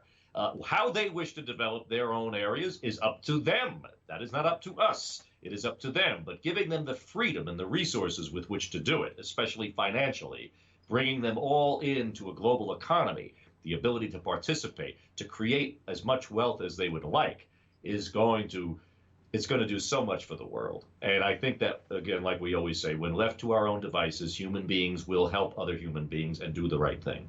Right. I mean, there are countries locked down by horrible, horrible drug lord, politician, whatever, that control everything and keep these currencies so poor and keep them fighting each other. And when you remove that ability where these countries can now communicate and do their own business with their own phones and be their own bank, and some are going to get obscenely wealthy, some of the local people that are poor, Sure. that's going to drastically change the world. It's going to upset everything because it's going to be very, very hard to push control of money to one node. Multiply that by that everything in the future is going to get insanely cheap because of 3D printing and that why would I go rob someone when I can print a computer right here for pennies? Like my motivation to do crime, if I have everything I could ever want, why would I do crime? You know, these basic things that all of a sudden this stuff that sounds like science fiction is not. It's right down the corridor. I mean, they are getting the point where I was reading about how they could print molecules. That means that you could print out your own drugs for pennies. You could print out food. You could print out all kinds of weirds. I mean, I'm sure in the beginning it'll be bumpy and they're going to scare the hell out of people about it. But we need to be a force for good and say, you know, hey, this technology can be used for really good things. So there you go. I'm off my soapbox. Go ahead, Brian. No, you're absolutely right. We're here delighting in this beautiful future that we both foresee, and we're trying to convey this to any viewers who may not be aware of some of these amazing things that are going to change the course of humanity. It's going to be a lot more like Star Trek. If you've noticed, and I love Star Trek, the original one, they never mentioned money, because I think that they were beyond money. There was no need for it anymore. And people say, well, how can you have a barter system, or how can you trade? Well, we're obviously going to come up with, I think barter has always been since the beginning. That's been our tradition as human beings. You know, I have something you need, you have something I need. Let's barter. And I think that's where we will eventually be. And Bitcoin, I think, is the precursor to that barter once again, which again is beautiful. I'm really excited, and we can just sit back and dream and visualize the future. And how nice to think that today's children will inherit a far better world, because fear has been used by government and by politicians to keep people stifled. Because as we know, fear is a stifling emotion. It keeps you from thinking clearly. It keeps you from seeing clearly. It keeps you from making major decisions or stepping outside of a box. And it also keeps them in power, because they come through and say, well, you don't have to fear as long as we are here, with your military, with your banking, with our laws. Because I've always said laws, to me, are for the criminals. Because good people don't need to be told the difference between right and wrong. We know that. I don't need a law to tell me it's wrong to steal from someone, because that wouldn't even cross my mind. But the other aspect you mentioned earlier about criminals, not all criminals are really criminals. Think about how many people have been locked up because they were pulled over and they had a little bit of marijuana on them. Does that really make that person a criminal? Well, so why are they in jail? Or someone who does need to rob to feed his family. Is that person really a criminal? They shouldn't have done it. They would have been better off asking, because they would have been people to help them. But we've created this system where we don't know our neighbors. We don't know anybody. And we're so fast with internet outrage to send people to the gallows or send them to jail and label everybody a criminal. That's a very dangerous thing. To me, a criminal is someone who is, they're just wired incorrectly. They're violent. Anybody who intentionally hurts or harms or takes advantage of someone else, that's criminal behavior. But so much of our jails are filled up with people who are not criminals, but they are treated as such, and then their lives are destroyed as a result. And I think all of that is going to come to an end. Yeah, I mean, if you had told me 15 years ago that half the country had legalized pot, I would have thought you were crazy. But that's happened. And so, you know, in another 10 years, we're going to look back at that, and people are going to be like, man, that drug war was one of the most insane assaults on human freedom out there. And it's going to shift. I have faith that, I know people bust on millennials and the young generation, but the generation next, you guys that are young, that are listening to this, I'm going to be an old fart, but you guys will be the ones that inherit all these new cool freedoms. And because freedom has been taught out of our society, it's been, you know, you don't even have an ounce of the freedom that your grandfather or your great-grandfather did. You're going to see that shift and rebound back with these. The government's going to lose control, and it's going to happen not with violent revolution. It's going to happen by us just realizing they're obsolete and it's an old way to do stuff. Right. They're going to be like, well, this is a much better way to do it. I'm just going to do crypto. Screw the banks. You know, that's going to happen. easily. It's a vote. That's all right. It's people opting out of the system legally and easily. And it's very similar to when the Soviet Union just kind of vanished overnight. Everyone thought that it was going to lead to a huge war between the United States and the Soviet Union, and they went out without a whimper because everybody just realized, this is not necessary to live this way. We don't need this system. We love freedom and we want it and we choose it and we're opting out of this system, and that's how it all just disappeared. And it's going to be the same thing. And I often think that people have a tendency, excuse me, to give too much credit to governments and politicians, too much power. They think that they're far more powerful than they are. Now, of course, that's what the government would like people to believe. But I think a lot of these conspiracy theories, which take, as I say, the idea that we have this cabal of Illuminati people who are running everything and they're ruling the world. And I know there are people who would like to, but they're just human beings and they're already losing their grip on everything. So how much power do they really have? It's really in their own minds, because that idea of power is leaving our mind. And we're not looking at that the same way. It's also the fear culture that gives them so much society. One thing Right. you guys will see that I know we do have a lot of people that enjoy talking about conspiracy theory and that sort of stuff, but you'll never see me really hound on the negative because it empowers that fear thought and it empowers the people that are in charge doing all the evil things. Is that Right. stuff real? Probably most of it. Does it affect my life where I'm living? Right. No. I don't let it affect my life and I don't focus on it. And instead, I'm going to focus on these positive, disruptive technologies that are going to free us. And that is something I can actually use. I can get on and use Right. cryptocurrency in my life and make a difference in my community. And I can get on here and preach it. And maybe some of you guys will adopt it. We'll go on and preach it. This is happening, and we have a choice as a society right now. You guys can empower people and build them up, or you can stay trapped in the fear cycle and worry about go watch 24 hours of conspiracy TV and worry about all the power you don't have. So, Right. I mean, you're responsible for your own reality. Exactly, which is, I totally agree with you. That's why people all the time are talking about all of these conspiracy theories. And like I said, they may be true, they may not. I really don't know. To the extent to which they are true, I do not know, because I don't waste my time on them. They have no control over me, no effect over me. And frankly, if it is all real, there's nothing I can do about it except now, thanks to Bitcoin. And that's the beauty of it. But I really do think that we give far more power to this idea of government and Illuminati and cabals and elitists than they deserve. And I think they like it that way, but they're going to just fade away without so much a whimper. Yeah, and that's something you guys got to remember, that all societies eventually break up. All people that lose power eventually lose power. And Right. this can happen peacefully. It doesn't have to be some crazy violent revolution. It can be just like he's talking about, where people are just use technology and go around it. And I think that will happen. I'm positive it will happen. So I see a wonderful, bright future for Generation Next. So be grateful, you guys. I'll tell you, and as one who works with young people, in my school programs, I'm around young people, and I have to tell you that they are amazing. They're smarter than we think they are. They see, because they look at we adults who basically have screwed everything up, because we don't exactly create a good image for them, and we're not exactly good role models because we engage in every type of bad behavior that you could imagine. So these kids are seeing that. So we're finding today that kids are getting back into the idea of family. They want to get married. They believe in committed relationships. They see the good. They see all the errors we made, and they want to correct those ways. And I think young people are an amazing bridge to the future, and they have the benefit of all the mistakes we've made from which to learn, and only good can come from that.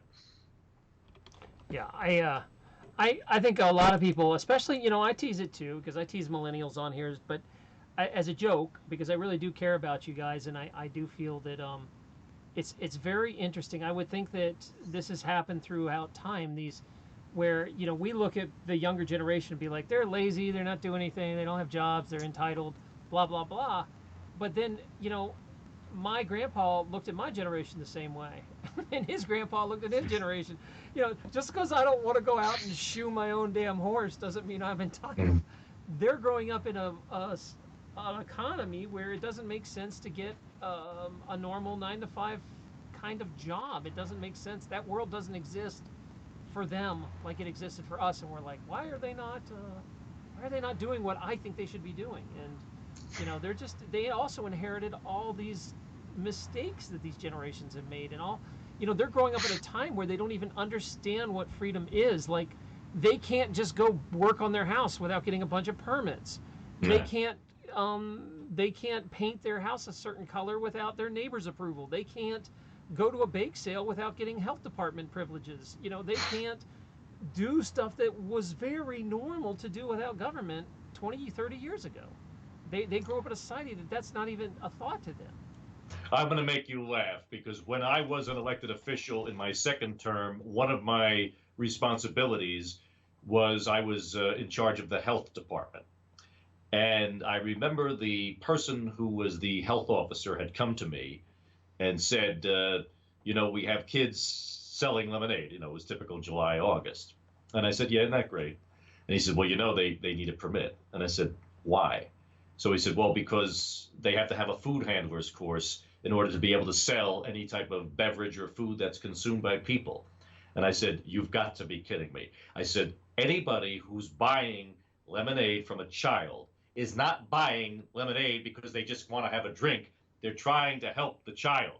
I said, so the assumption is that, yes, these kids who have their hands and everything haven't washed their hands. I know that. I've never drunk the lemonade. I see them selling. I pull over. I get out. I say, hey, kids, give them a tip. I'd say, you drink the lemonade. Enjoy it. Let me just help you and give it out to you. So I was very glad that I stopped him from enforcing that. Now, technically, it was the law, but it was the most absurd thing I ever encountered in my life. There's one thing to have an assumption of cleanliness when you're going out to a restaurant. You want to make sure that what's in the kitchen, yes, is keeping up with the health codes for the safety and the health of the diners. But children selling lemonade, are we really going to take it to that point? And yes, they will. Yes, they will. Imagine police. There have been stories of police being called and showing up. Not in my community. We don't do that here, thank goodness. But there are other communities where police show up and literally shut down a lemonade stand. Yeah, back in the day when I was a lot more hardcore of an activist, they actually made something called Lemonade Freedom Day, where they encouraged kids to go out. And what happened is the activists would film the cops coming and shutting down these kids and creating tons of outrage on the internet. And it was a big problem. And imagine your grandma who's been baking for her church bake sale for the last 30 years, now has to go get a food safety handling course. Come on. It really needs to be a buyer beware situation. I'm fine going to unregulated restaurants if they're like, we do not follow the health code. Fine. I know what I'm walking into, as long as they're honest about it. Right. I'm fine. And I expect that. I go to my friend's barbecue. I don't expect them to have a health code or a church or, that's some of the best food ever, right?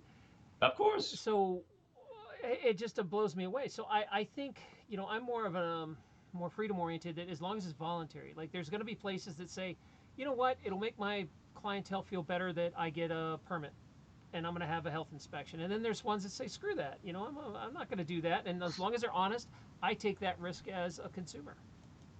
That's my choice, not the government's. Right. I totally agree. Totally agree. The idea that the government can tell you what you can and can't put in your body, to me, is ludicrous. Absolutely ludicrous. I'll take the risk. Yeah, it comes down to, for you guys listening, the basic fundamentals of freedom. The one question you have to ask yourself is, do you own your body or does the government own your body? Well, if some party can tell me what I'm allowed to put in and out of it, I don't own it. Can I sell stuff out of my body? Can I say, you know what, I'm going to sell a kidney. I'm going to put my kidney up on eBay. Right. Can I do that? Hell no. The government's not going to allow that. Because there's a whole industrial complex that makes insane amounts of money for getting your kidney for free and then charging some person $150,000 at the hospital for it. They don't want to be cut out of that. So, they're always going to push the safety regulations, and they want the whole reason this country and the government is goes down and down and down is because all they do is preach fear, and they scare people into giving away all their power. Oh, no, we can't go to a restaurant that's unregulated. Someone will immediately get sick and die. Right. We can't have unregulated trade. Someone will get ripped off and robbed. And so, It's just ridiculous. It's scary. I mean, if you guys encourage that and build onto that negative and focus on that negative, you're just part of the problem. You got to step aside Right, and be because like, that's enough. That's enough. I'm not checking into this yeah, anymore. right, because the restaurant that's unregulated, if in fact they don't keep their kitchen clean and people start getting sick, what's going to happen? They're going to shut down because no one's going to go there anymore. So right. The free market will solve the problem. You know, absolutely. Yelp will put out of business a lot faster than the government. Absolutely. Exactly. And that's why I think here in the United States, as controversial as he may be, Donald Trump was really a response. Because people, as a politician, I look at him a little differently than most people do. But people didn't vote for Donald Trump because they were in love with Donald Trump. People voted for him because of what he represented. People were just sick and tired of political correctness, being told what they can say, what you can't say, being told what you can think, what you can't think. Well, you can think this, but you can't think that. The regulation, the size of government, this was an amazing pushback. That's what I see it, and it's only the beginning, because it's out there. I mean, people are fed up. Everyone I spoke to, they're tired of being labeled a racist purely because they believe in a smaller government. They're tired of being called a misogynist purely because they want to see regulation shrunk and they want to see healthcare. I want to have my own healthcare. I want to be able to make my own decisions with healthcare. I want to make my own decisions on my money and my financial future. That's what this is all a response to. It's not like a religion or a cult around Donald Trump. At least I don't see it that way. We do have some questions coming in, or comments really. Over on Mixer, INH007 says that UK does not happen here. No lemonade stands that I've seen. So that means I think he's saying that in the UK they don't have lemonade stands, or you don't have to get permits. I'm not sure, and that is only certain places. Like, that's not everywhere in the country here. If you're watching from England. But there's no doubt you can go on to the internet and watch little kids getting arrested selling lemonade. I mean, it happens. So it's just an idea of just how far this country's gone. And I think, he means no kids are allowed to sell it. Wow, yeah. Well, UK is really regulated. They regulate everything. So this country's not much better. Honestly, the U.S. has lost a lot of its freedoms. But the flip side is I do see the next 10 years as being massively good, with disruptive technologies just wrecking the laws that be, and people are just going to go around it. They're going to basically get to a point where they realize that all these obtrusive laws don't matter, and if enough people ignore them, there's nothing they can do. Nothing. It's just like file sharing. Tell me how many people have really gone to jail for stealing music on the internet. And now it's a culture where kids under 30 don't even know it's illegal. They're just like, oh yeah, what do you mean that's illegal? What? You know, it's millions of people. Once it gets past where millions of people adopt it, there's nothing the governments can do about it. And that'll happen with finances and Bitcoin. And that's going to happen with 3D printing and the ability to print whatever the hell you want. There's some massive changes coming in our lifetime. Oh, yes. Thank goodness for that. We'll be able to see them very soon. We're already seeing them, though. And as I say, that's what Donald Trump was, to me, a representation of people have had enough. They've had enough.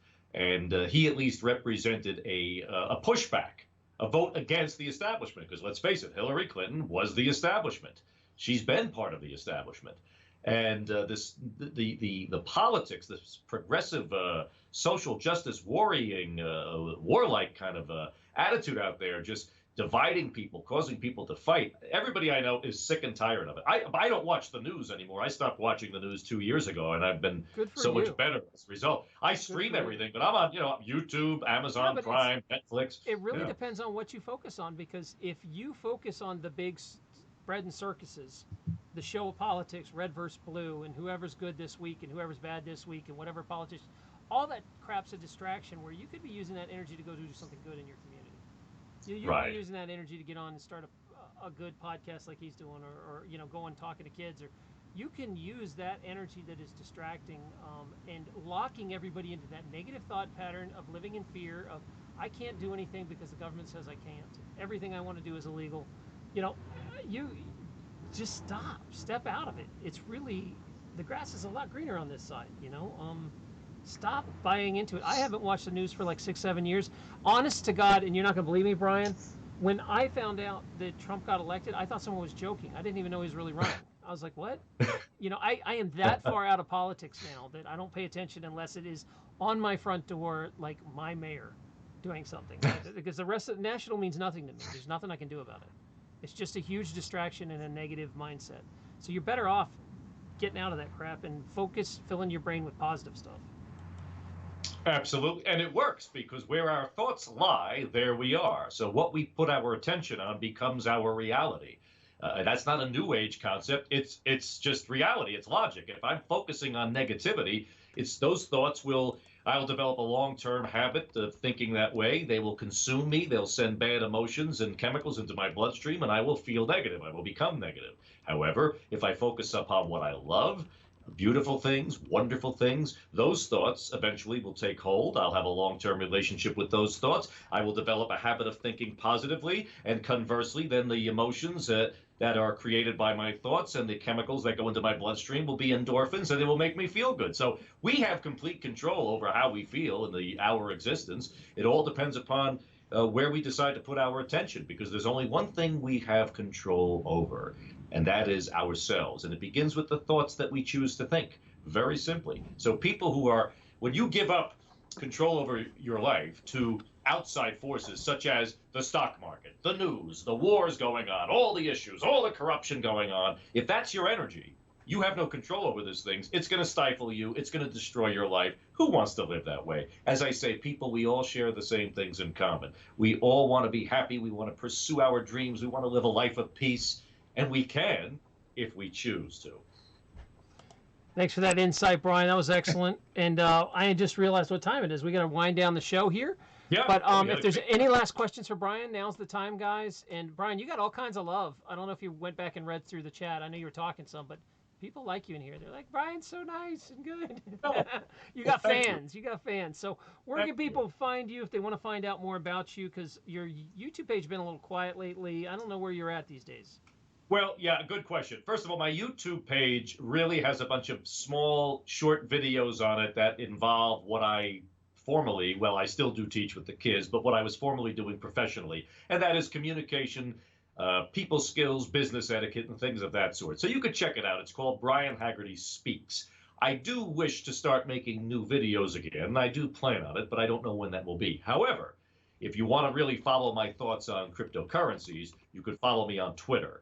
My Twitter handle is @BHSpeaks. That's the letter B, the letter H, SPEAKS. All of the tweets are mine, and I'm very active on Twitter with regard to cryptocurrency. I'm on Facebook. Brian Haggerty is my page. You can click like, or you can also send me a friend request at Brian C. Haggerty. I use my middle initial to differentiate myself from it. Other than that, I'm going to be busy out there giving Bitcoin talks. I run meetups now, Bitcoin 101. I go around speaking at different organizations because I know that this is the future. And the question each of us should ask ourselves is, what can we do to help the future get here a little sooner?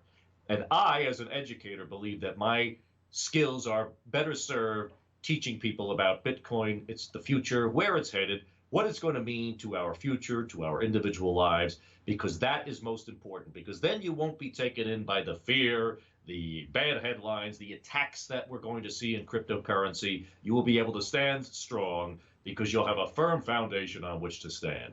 So that's where you can find me. Thank you so much, Brian. Thank you. And thank you guys for the tips and the biddies that you guys have been dropping. If you didn't know, Brian, Twitch has its own cryptocurrency called Bits that people drop and tip the show with. So thank you. Also, great. You guys can sponsor the show. Remember, since I've left YouTube, it has kind of taken a hit, but I'm glad to be over at Twitch. I like it a lot better. And you guys can sponsor the show by subscribing. So it's different than YouTube. When you subscribe here, you're actually signing up for like $5 a month to become a subscriber and sponsor the show, kind of like a Patreon.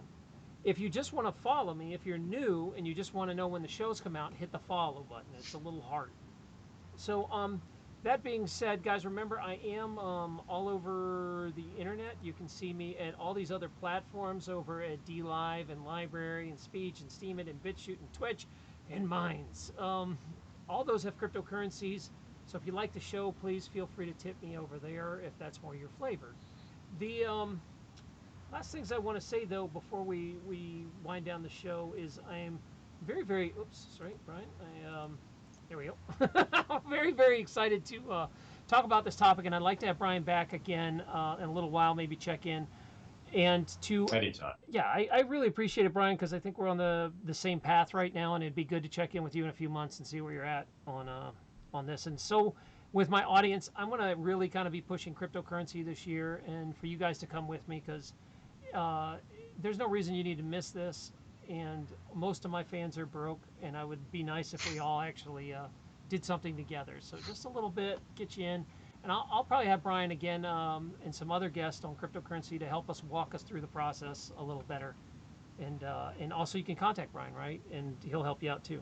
Get started. Absolutely. I'm very accessible. If you're on Facebook, you can send me a message. I always will answer you. I may not get to it immediately, but I always answer my messages. Same with Twitter. As a matter of fact, if you go on my Twitter feed, I have a pinned tweet. It's my position paper, which explains why I'm transitioning into Bitcoin education. It's a great read. Check it out. Yeah, I think it's a real positive move. Well done, Brian. So thank you so much for coming. And you guys, thank you. Yeah, hey, I appreciate it. And I really think when you get used to ready again, you should come over and check out Twitch. I think you could.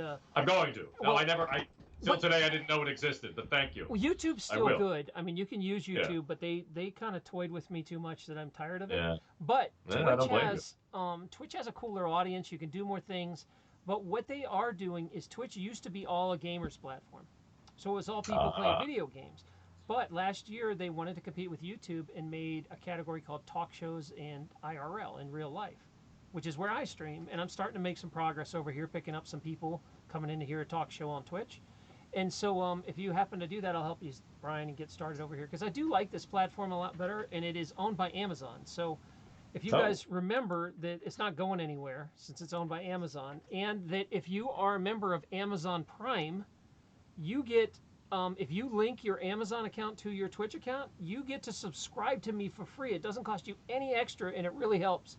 It's a way to donate to the show without you spending any more money. I mean, if you're already paying for Prime, you could be giving me a subscription every month for free if you just tie your Twitch to it. And I'd be really grateful for that because it's a great way to help the show without spending anything. Well, good, Tara. What I'll do is if I have any problems, as you know, I'm not very technical. I'll shoot you an email and you could walk me through the process. Yeah, I'll walk you through. And also, I'd just love to have you back sometime just to chit-chat some more on this topic because there's people in the chat are saying, yeah, more crypto, more crypto. They want to learn more. So we will push that and drag Brian back kicking and screaming. I won't be kicking or screaming. I'll be laughing and enjoying every minute of it. Thank you. I appreciate it. All right. Thank you. All right. I'm going to end out Brian, and then I'm going to talk to you guys for a minute, and we will go raid someone else's channel. Thanks, Brian. Thank you, Taryn. Bye. Bye-bye. So you guys, what I'm going to do is we are going to raid someone's channel. And if you guys know what that is, it is like a way to have goodwill where we throw everybody our audience and we kind of play roulette. We see if somebody's doing something really cool or somebody I know on here, and everybody I know seems to be not streaming at the moment, so we are going to randomly surf into one. We're going to go raid and have fun. And if you have any last questions, please ask. Because also I want to say thank you to Miss Waffle.